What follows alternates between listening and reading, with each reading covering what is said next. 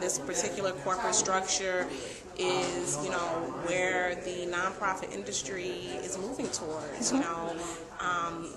It's almost forced to move towards that, because how do we sustain the viability of nonprofits, and the funding world? And it's a lot of great people currently, entrepreneurs, like myself, like others in our network, who have really, really great business models, who create great products, who offer great services. However, they need more cash than that's offered in the funding community to grow their businesses. They need an infusion of cash, and there is no model currently in nonprofits. If you were able to find an investor or maybe a larger company who has an interest in your particular area. And I think that as long as you stay true to your mission and you continue to, have a social base, then this structure is very viable as we move forward in our economy, specifically for media. The question is, how does media make money? How is media going to sustain itself? We've seen a lot of newspapers fail, magazines fail, and this would help to somewhat sustain the media organization and particularly grow the youth media sector. Another thing that's very attractive about this particular legislation is who brought the legislation to the table.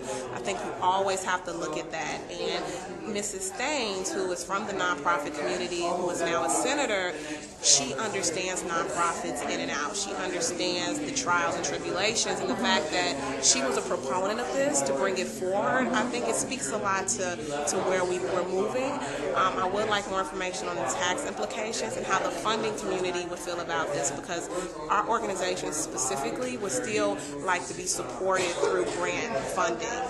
However, we would want to build our model in terms of the services that we offer and the earned income model that we have, and it's very hard to grow that without some sort of investment. So I'm really interested to see this bill become active in January, and I'm going to be going and attending many of the seminars and conferences around this new structure. The last thing that I'll add is the government is looking to incentivize the private equity community as well as corporations to partner with organizations under this structure, and then it will be some sort of tax rebate or deduction for them by investing in companies who have a social mission, however do have a business model that is profitable. And I think that's where we're moving to, and I'm very interested. We're not going to jump over just yet in terms of our organization. I'm going to do a lot of research and get advice and see the bill pass and see what type of companies do create the structure and how they develop. But I'm very interested and I'm very excited about the opportunity for it for myself. I consider myself a social entrepreneur, and so I'm really excited to just see how this shapes up. Thanks so much, DeAnna. Thank you.